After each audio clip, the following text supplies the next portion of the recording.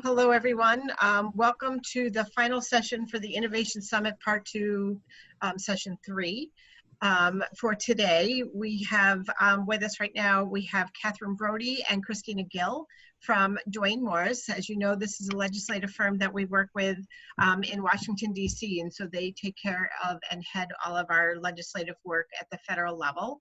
And I have asked them to join us today and give us an overview of what's happening with this upcoming presidential election.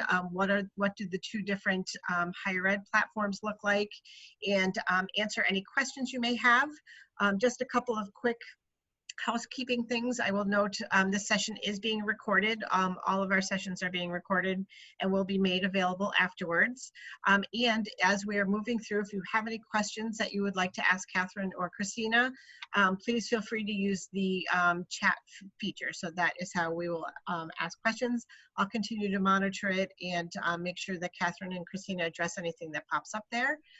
So with that, please join me in welcoming Katherine and Kristina. Great, thank you, Donna. First, I'll echo my welcome to the Election 2020 update. This is Kristina Gill, and I'm joined by my colleague, Katherine Brodie. We are both part of the higher education practice group at Duane, and as Donna said, we are pleased to work with APC in the advocacy lobbying role. And today we wanted to just take some time to talk about the election outlook and unpack what that means for the higher education platforms and moving forward with higher education. So I think we can move, we have some introductory slides that I think we can sort of move quickly through. Just Donna, if you just want to forward through to the first map slide. There we go. See, it's not moving on my screen. I don't know if it is. Oh, it is moving on my screen. Can you see it moving on your screen now? Do you see it moving, Katherine? No. No. Okay. So I'll give Donna a minute to figure out how to move the slides forward. But just to give you a little bit more background on what we're going to talk about, we first wanted to look at the election from the perspective of the presidential election, the Senate, and then the House, and dive a little bit deeper into some of the polling and what we are seeing now, what we expect to see. And then we're going to move to talking about the platforms for each of the presidential candidates. And then, and then from those platforms, we're going to talk about what we think that means moving forward into the next Congress after the election. Can you see it now? Now I do, yes. So, okay. Just a little bit about our slides. I've sourced these from 270 to win, and that is basically the number of electoral votes needed to win the presidential election. I think everyone knows that, but that's the website, and they put together what they call consensus mapping, and that pulls together polls from lots of different sources so that they think that they have the best knowledge of these polls at the moment. This map was when we created the slides last Friday, and so you can see from this that they are predicting that Biden is going to have 319 and Trump 187. If you look today, they've actually downgraded that to 169 for Trump. So this is sort of the current thinking in terms of what's going to happen in the presidential election. Donna, will you go to the next slide?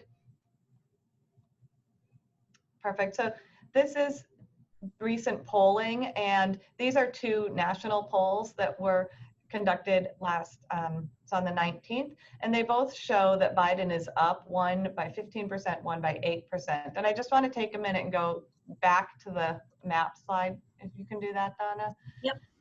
Thank you. Perfect. So in the last election, one of the reasons that supposedly we didn't have good predictions on what was going to happen is that people were looking just at those national polls that I just showed you. But if you look at this map, this pulls out all of the different state polls. And one of the things that's changed in the update from Friday to today, in fact, is that Wisconsin is now showing in a light blue color. And so if you look at some of these battleground states across the map, you can see that there's definitely a shift towards the Democrats in places that Trump has won. I mean, the fact that, so Florida is gray in this one, and Wisconsin is gray in this one, but it has turned blue in the most recent one. Pennsylvania is blue. So I think that, you know, that's one of the things that they've talked about focusing a little bit more on when the prognosticators are looking to see what they think will happen in the election, is simply what's happening in each of the battleground states. And you can see that there's just not as many battleground states. And so I think that, you know, we keep hearing that Biden's leading, but I think that plays out both at the national level and then when you look into the states. So we can move forward now to the next slide with the Senate polls. And so in balance, you know, obviously what happens in higher education is going to be largely dependent on all three parts, House, Senate, and the administration. And we're really focused on the Senate because that's more in play than the House. So looking at the current map, you know, obviously there's a number of Republicans that have no election, number of Democrats that have no election, as well as the 2 independents. We basically can narrow this down now to 5 states that they expect to be sort of at risk, or, you know, they're more in play than previously. And so if you're looking at this map, they're all in the brown. So we've got Montana, Colorado, Arizona, Maine, and North Carolina. And each of these states has a very contentious race right now, where the polling is sort of going back and forth between the 2. And this is where we're going to see the control of the Senate flipping or staying the same. So we can go to the next slide. The toss-up states, as I mentioned, are Arizona, Colorado, Maine, Montana, and North Carolina. And I wanted to look a little bit deeper at just some of the polling that's going on in those states. So we can go to the next slide. And the first one is Arizona. And I think we all know Mark Kelly is running against Martha McSally, and he's been polling ahead of her for quite a while.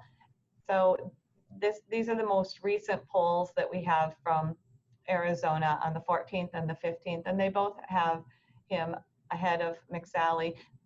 The Democrats have put a lot of money into this race, and they really are working hard to make sure that they take Arizona. They also have a very strong candidate in Kelly. You may recall that he's a former astronaut, and his wife is Gabby Giffords, who was a member of Congress that was shot. And so he's a very sympathetic candidate, and he's a very strong candidate. And you know, I will give the caveat that Katherine and I are not pollsters.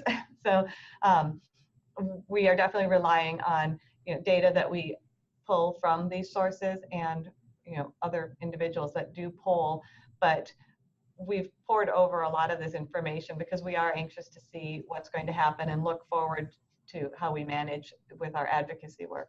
So we'll go to the next slide, which is, and then looking at Colorado. This was a race that wasn't so contentious earlier, so much of a toss-up, I guess, but now Gardner is down significantly from Hickenlooper. And you know, this is again another strong candidate, former governor, that is coming into the race. And so certainly we are watching this one carefully as well. In fact, in the most recent polling from today, they're showing the Cook report is showing Colorado and Arizona as probable wins for the Democrats. So those are 2 states that may not be as much of a toss-up state as we have even from our Friday information. All right, so we'll go to the next one. Then in Maine, and here Susan Collins is running against Sarah Gideon. This poll is a little bit old, from July 6th, but Gideon's numbers have continued to increase. They didn't have a published poll since then, but now that she is the official candidate, we've seen those numbers increase against Collins. Collins has been in the Senate for 23 years and has always sort of ridden on the fact that she's more bipartisan, works across the aisle, but she's really been criticized for the Kavanaugh vote. And so that's been a sore spot for this campaign. And again, the Democrats have a really strong candidate in Sarah Gideon. She's, former House state level leader. And so that's again a candidate that has a lot of background and good experience. She didn't just pop out of nowhere. This is one that continues to show as a toss-up and could go either way, but it'll be interesting to watch Maine as the candidates solidify now that the Democrat primary is over, and Gideon is the only candidate. Again, there's a lot of money in this race from the Democrats, particularly. Collins has been outraised by a significant margin, so we will be watching this one carefully as well. And then the next slide, there we go, is Montana. And so this one's going back and forth a little bit more, but again, a strong candidate in terms of the Democrats putting up Bullock. He's a sitting governor, and so that's a little bit different of a situation. And the news reports all talk about how well he has done managing COVID-19 for the state, and they contrast that with the sort of nationwide situation, and his numbers have sort of been increasing. I know this shows flipped between the two, but certainly 2% up or down is not significant enough that we would be able to identify for sure who's going to win that race. But again, Montana was not even really considered a toss-up state weeks ago, but that's been changing significantly. And then the last one that's considered a toss-up state is North Carolina. Oh, there we go, we switched to this state. So we have the three most recent polls between Cunningham and Tillis, and you can see that Cunningham's been tracking up over Tillis. Again, another really strong candidate. Cal Cunningham has served in the North Carolina Senate, and he is a veteran and has definitely just been an active member of the community with prior service in both the military and in the legislature. And so he is not someone that just popped out of nowhere, and continues to poll over Tillis throughout. So these are the 5 states that continue to be discussed as toss-up states.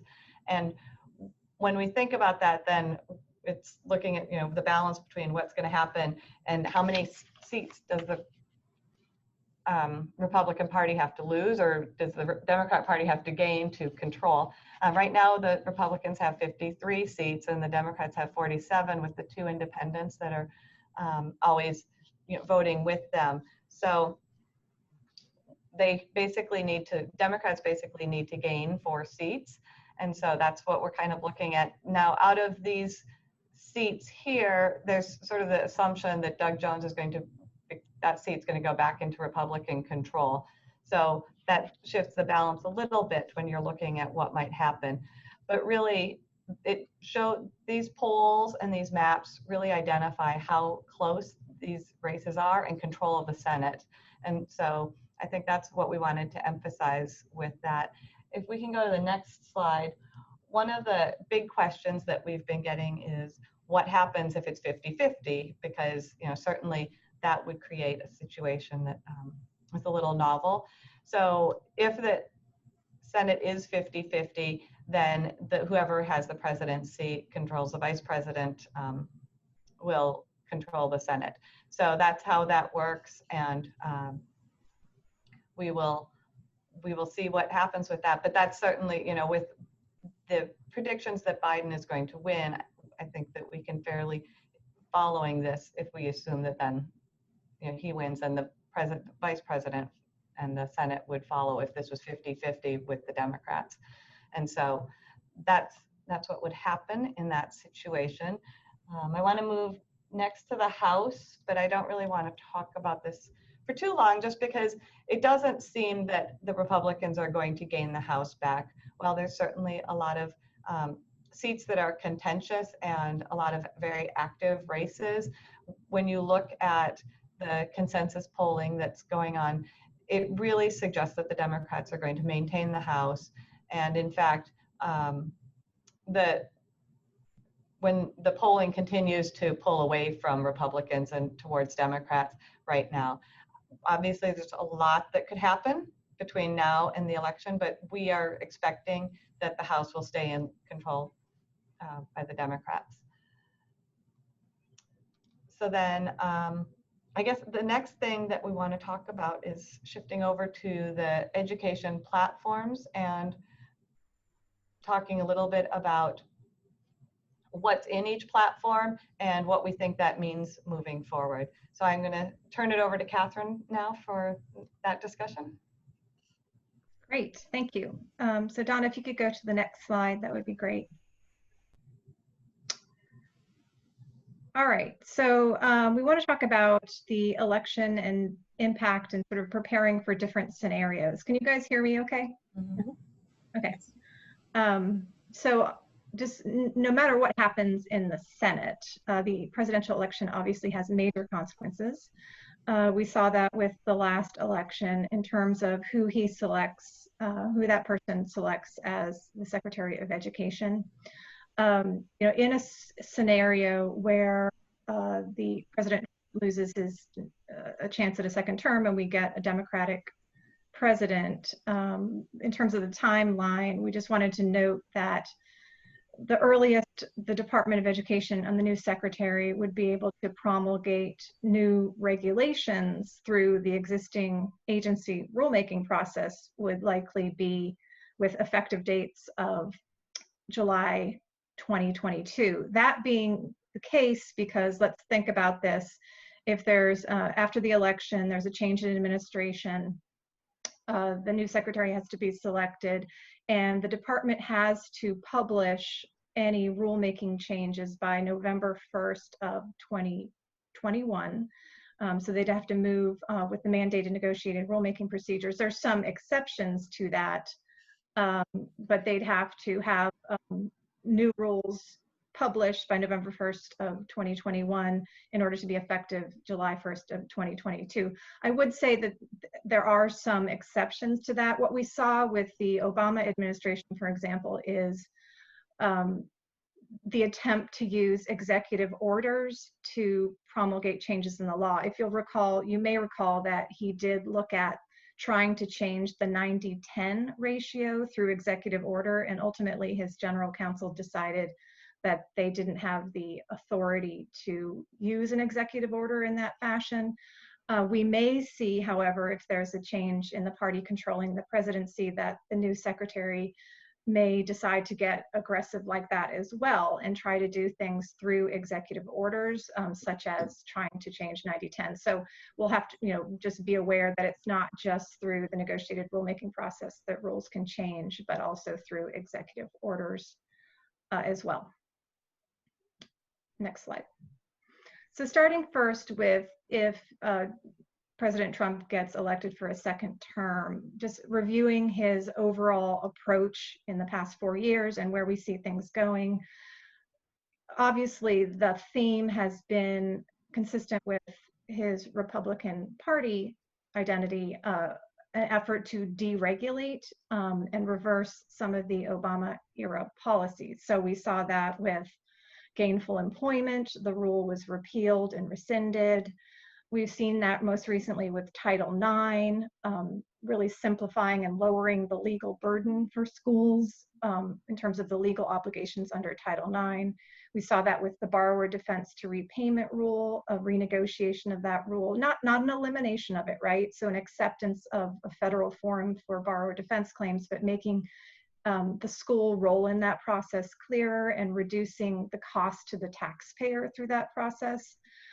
We've seen an overall effort to modernize and simplify the loan program. So anticipate seeing continued deregulatory initiatives. I mean, there is a deregulation task force within the current department that is continuing to look at areas of the Department of Education regulations that are overly burdensome to institutions and that need to be either repealed or simplified.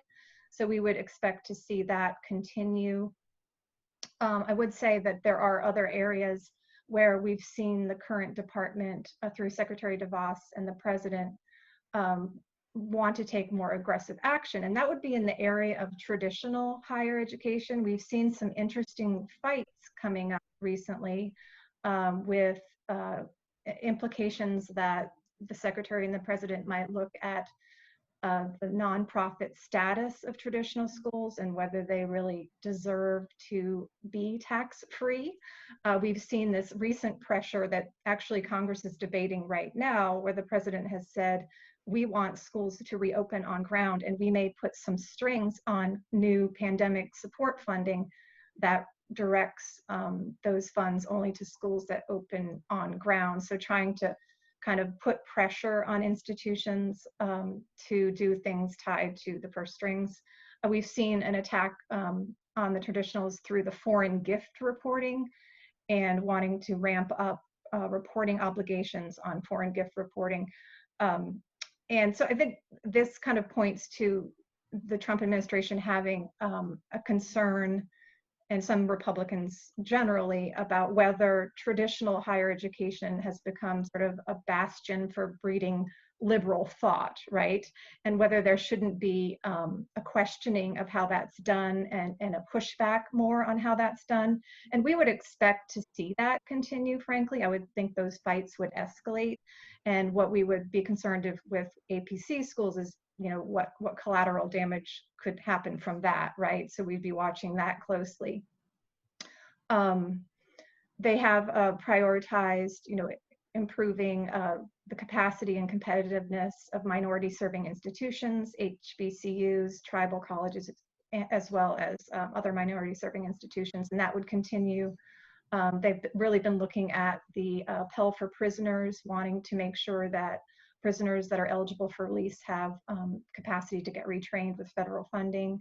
But the overall theme would continue to be deregulation and also fiscal conservatism, right? Just looking at how Congress is spending money and whether they approve of those uses. So, you know, he might exert his veto power more frequently if he saw a very expensive bill on his desk that a Democrat House and Senate presented to him, objecting to it on taxpayer protection grounds, for example. Next slide. On student loans specifically, the administration has supported putting some limits around parent and graduate student plus loan limits. There's a concern about the amount of debt that graduate students have incurred and wanting to put some caps around that, providing additional loan counseling to students, establishing a simpler income-driven repayment plan with an interest cap, and loan forgiveness for borrowers with undergraduate and graduate student loans who participate in a single income-driven plan. So wanting, again, to simplify and have sort of clearer terms for the IBR plans that are out there. And as you've probably seen as well, continued efforts are likely in modernizing the way federal aid is distributed and presented to students and to schools, you know, more use of technology to provide information.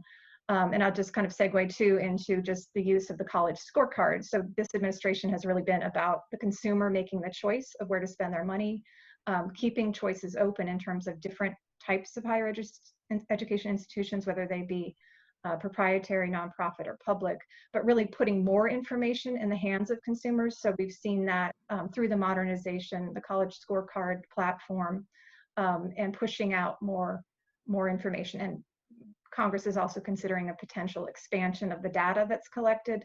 So there's a feeling that the consumer is in the best position with information out there to make choices and let the marketplace work with many different choices for students.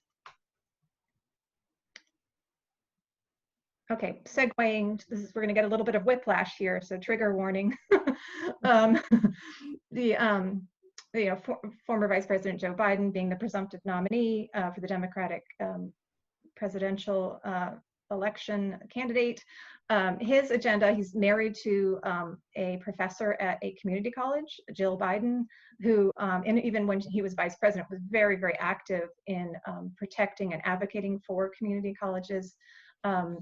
I would just note that this is candidate Joe Biden's platform. When he receives the nomination at the convention in August, he is going to pivot to being a national party candidate, right?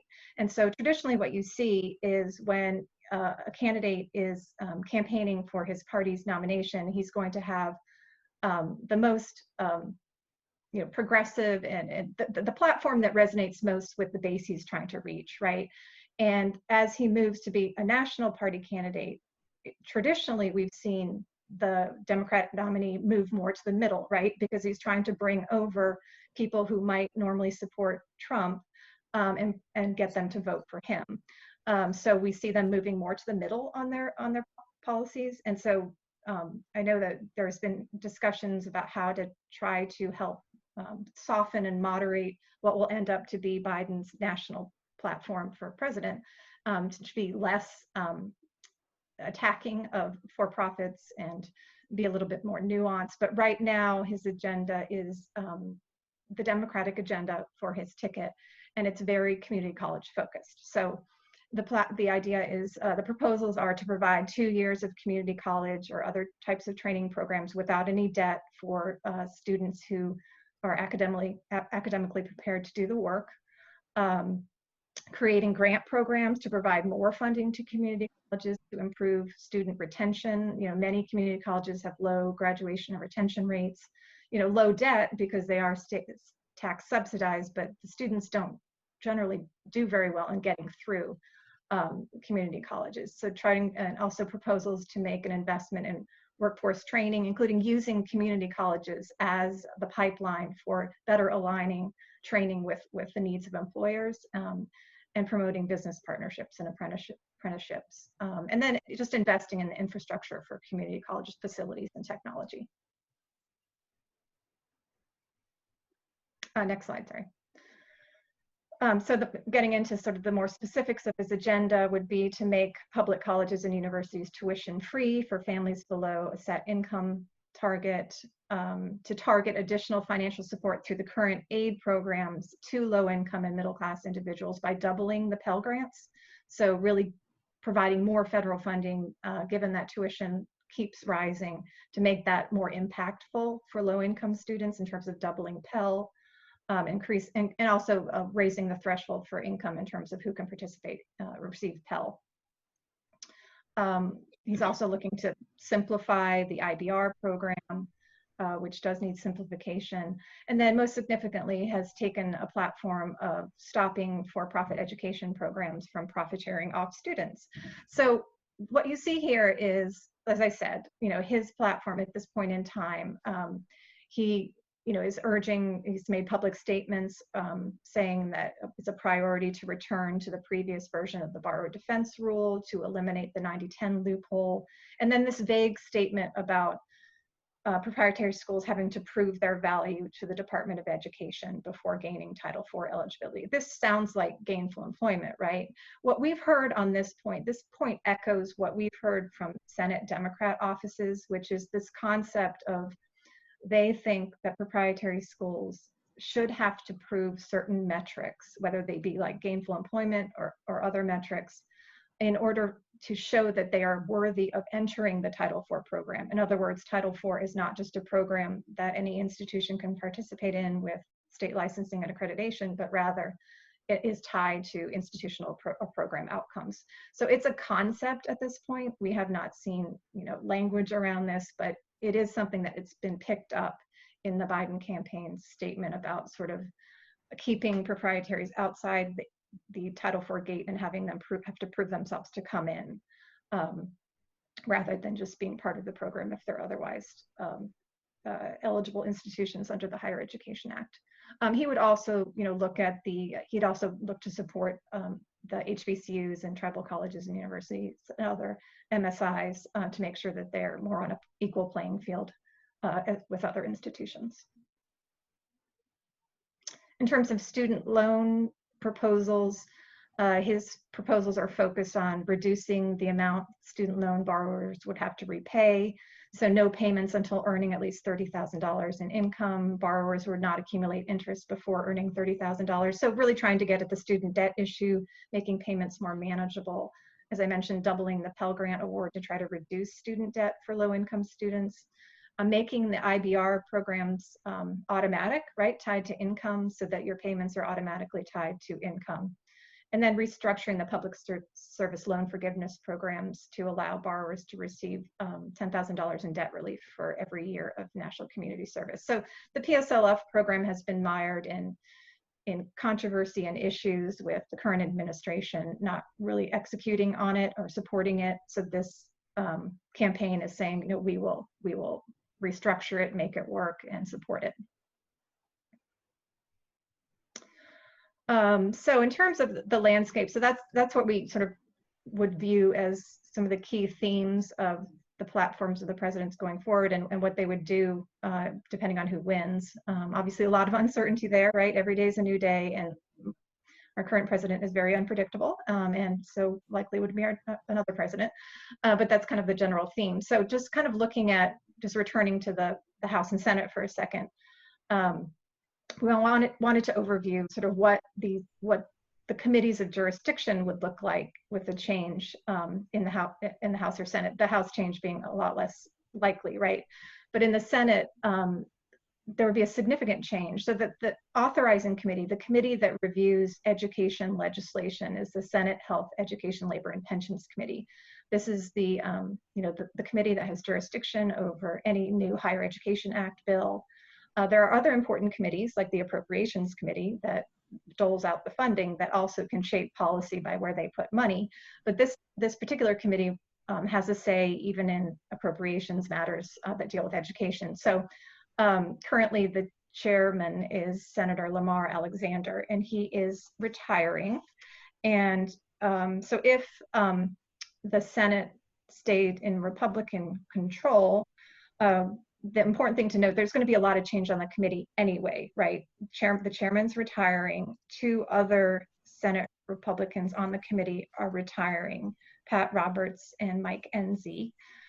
So the leadership of that committee would be uncertain. The most senior members on the Republican side of the committee are Richard Burr and Rand Paul, so they may be up for the chairmanship if it retains Republican control.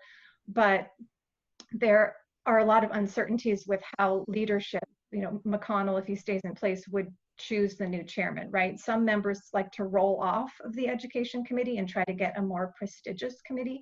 And so you lose somebody who is senior that would naturally go into the chairmanship. And then that kind of shakes things up. So since there are a lot of changes on the retirement side, it's very uncertain who would lead that on the Republican side. So if the Dems took it, the current ranking member is Patty Murray, who would likely rise to the chairwoman. She's been very involved with, obviously, with concerns about the direction of Republicans, and would likely take a very active role in the agenda and making changes in what the Senate has been doing on higher education. On the House Education and Labor Committee, as we said, we're not expecting changes in terms of party leadership in the House. So we would think that the leadership would remain the same. There, of course, things can always happen, but Chairman Bobby Scott of Virginia is the chairman, with ranking member Virginia Fox as ranking member. In terms of the Secretary of Education, this is a parlor room game, right? Who's going to be the next Secretary of Education if the party flips? Who knows? He has pledged to appoint, in an appeal again to his base and the unions and very strong voters for Democrats, has pledged to appoint a public school teacher. And that really is a reaction to the really strong is an understatement, reaction to Secretary DeVos among the public school educators out there, whether they be community college, public institutions, K-12. They've really sort of demonized her in a way. And so I think he's looking to say, look, I'm going to put in somebody who knows public education, who isn't going to try to water down public education or put funds towards religious or private schools. So he's signaled that he would make a choice that would please public education. So who that is, unknown, and we will have to see. But it could obviously, as we discussed, have a significant impact on what the Department of Education does in the first months of a new administration. Next slide.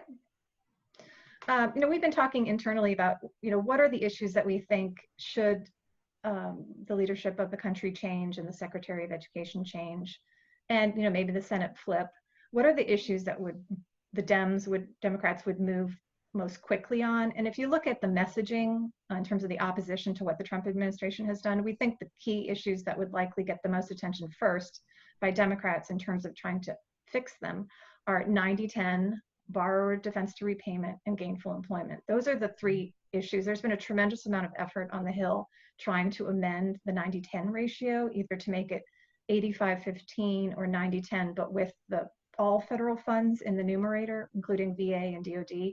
There's been a number of rider attempts, amendment attempts, and if the parties do shift in the Senate and in the White House, that would likely be something that was addressed very soon. And then also rewriting the borrower's defense to repayment rule once again, and then some sort of version of gainful employment coming back. So we're already for APC really gaming this out and trying to figure out, in terms of the worst case scenario, what would happen, what are the fallback options, and trying to think ahead so there's not complete panic after the election. One of the other things that we've been talking about internally as well is really taking a hard look at Biden's platform pieces. And as Katherine mentioned a couple of times, it's important to recognize that this is the current platform as he's going through the primary, and we do expect to see a shift in that. So we really want to identify, where do we plug in? Where does APC plug in? And really have common goals with some of the stated policies that the Biden campaign has out there, because there's a lot of places where we fit comfortably, just not with the language that they're using. And so if we can kind of pull that out from their platform and say, well, this is what our schools are doing, and this is what you're suggesting, looks like the same thing. How can we work together? And so that's an important piece of this analysis, and why we want to walk through what might happen and what we expect to see, sort of worst case scenarios, and then where can we make it better, and what can we look at in terms of those conversations and the advocacy that we can do with these groups.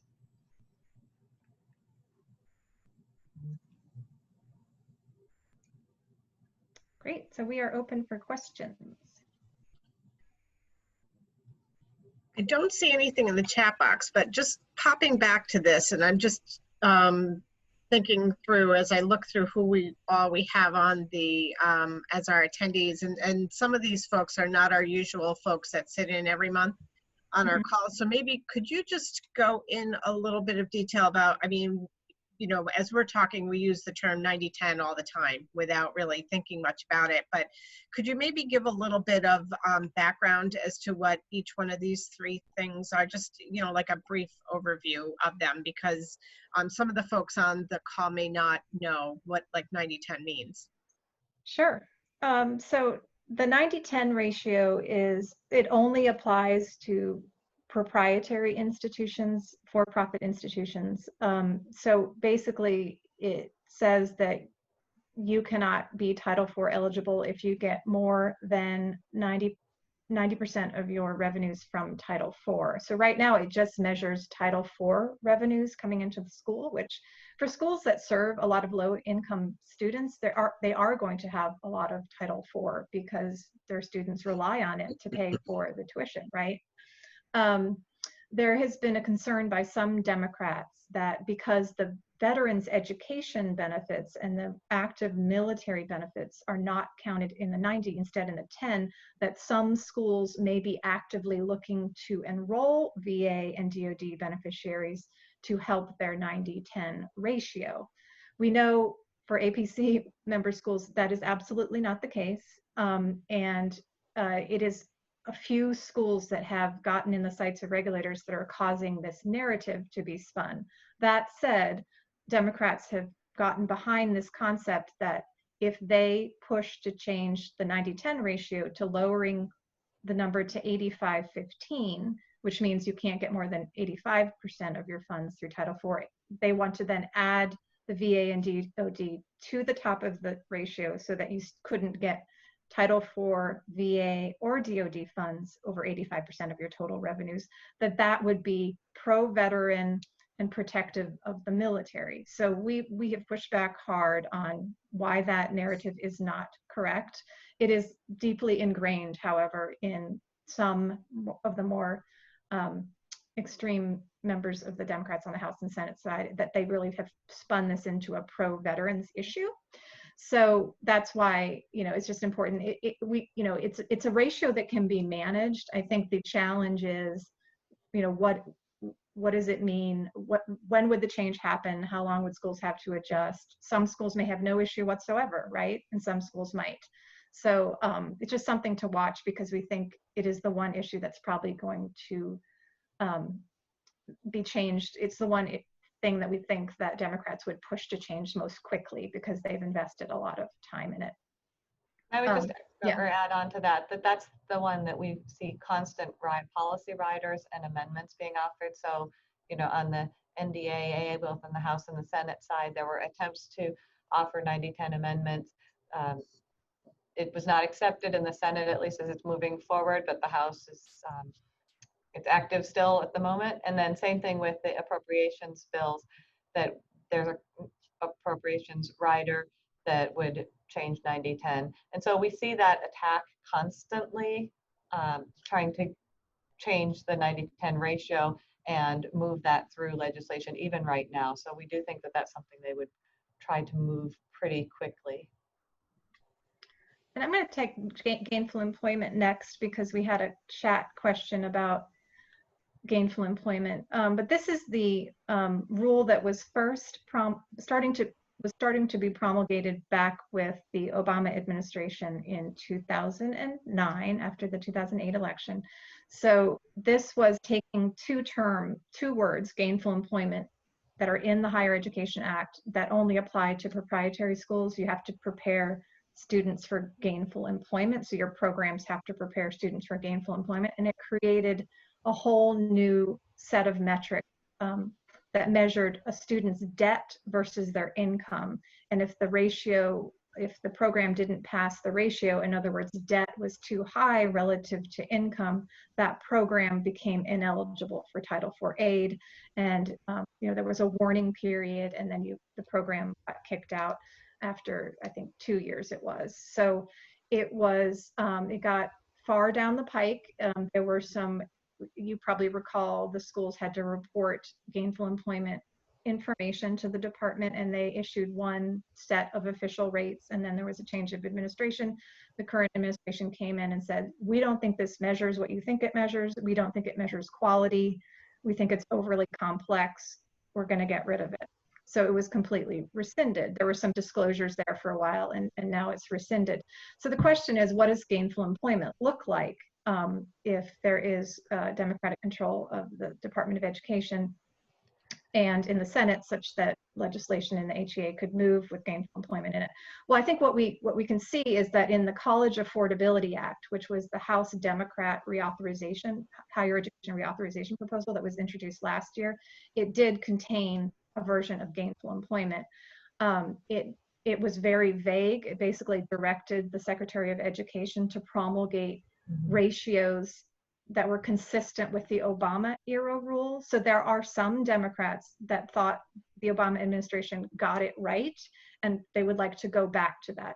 There are others that have come to realize it was a flawed rule and that it needs to be changed. So the question is, how much of this would Congress do versus how much would they kick to the Department of Education, right? So Congress could choose to put into statute a very detailed new metric that had so to leave the Department of Education very little discretion with how to implement a new gainful employment rule. It could put in the ratio thresholds for debt to earnings.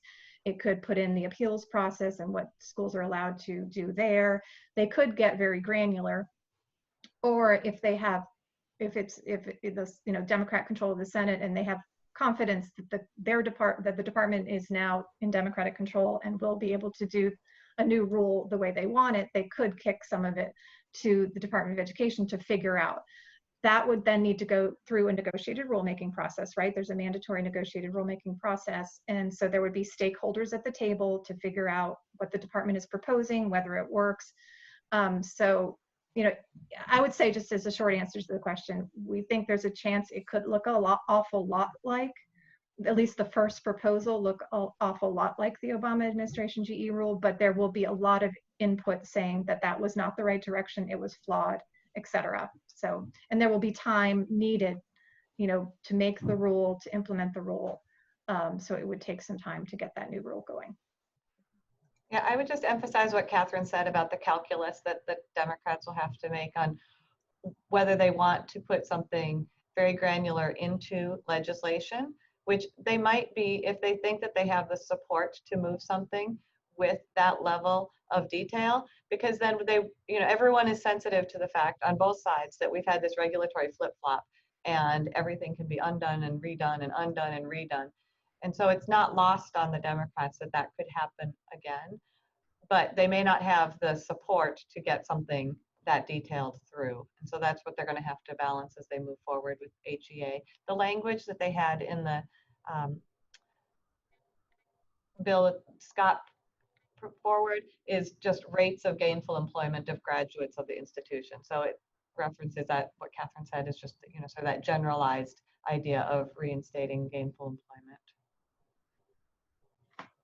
And then borrower defense, this is the, again, an Obama administration rule that has been renegotiated. But the concept here is to create at the Department of Education a federal forum for students who feel like they were lied to or misled by their institution. In other words, they were provided information that led them to enroll in that institution that turned out to be incorrect, so that they had to withdraw or they graduated and weren't prepared for their occupation or or what the school said they would be prepared for.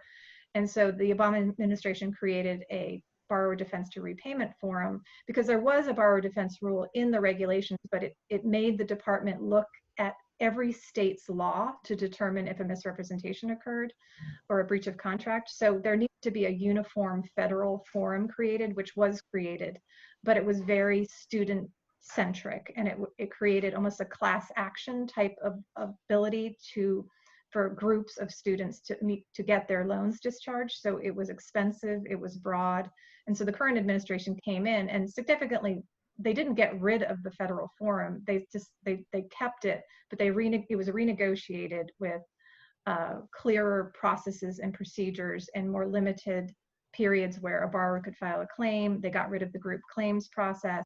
And so they narrowed it significantly in a way that benefited institutions. And then the Democrats came back and said, you know, we don't agree with this. It's lopsided. We want the old rule back. So if there is a change in administration, we're likely going to see a call to bring the former rule back. But there's still going to be, the bottom line is there is going to be some sort of federal forum for borrower defense because both parties have put in place their version of that mechanism.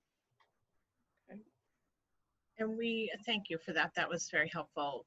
We do have one more question in our chat box from Christopher Bardo asking, is there anything in Biden's current higher ed platform that supports or addresses the role of private colleges in a possible environment of tuition-free public education for families with below 125K incomes?